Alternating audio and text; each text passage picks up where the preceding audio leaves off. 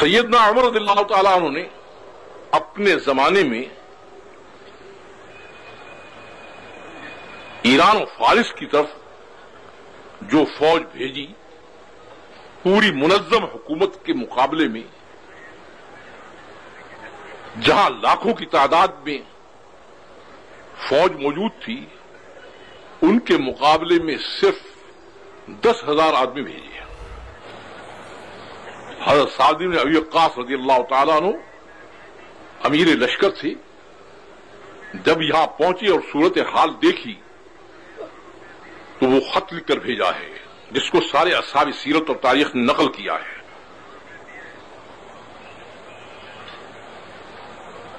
وہ خط بھیجا ہے، خط کا مضمون یہ ہے: ارسلتنی فی 10,000، کہ آپ نے مجھے صرف 10,000 کا لشکر دے کر بھیج دیا ہے، میرے مقابلے میں 1.5-2 لاکھ فوج اتری ہوئی ہے۔ اگر آپ یہ چاہتے ہیں کہ مسلمان غالب ہوں تو مدینہ منورہ سے لگاتار ریزرو فوج بھیجنے کی ضرورت ہے، جیسے وہ اپنی فوج کی امداد کے لیے مسلسل بھیج رہے ہیں۔ یہ حضرت سعد بن وقاص کا خط ہے جو پوری سیرت اور تاریخ کی کتابوں میں محفوظ ہے۔ اب دربار خلافت سے اس کا جواب سنیے، جس جواب کے متعلق اصحاب سیرت متفق ہیں یہ کہ عمر کا خط نہیں ہے، بلکہ قیامت تک اس امت کی قسمت کا نظام اس میں بتا دیا انہوں نے۔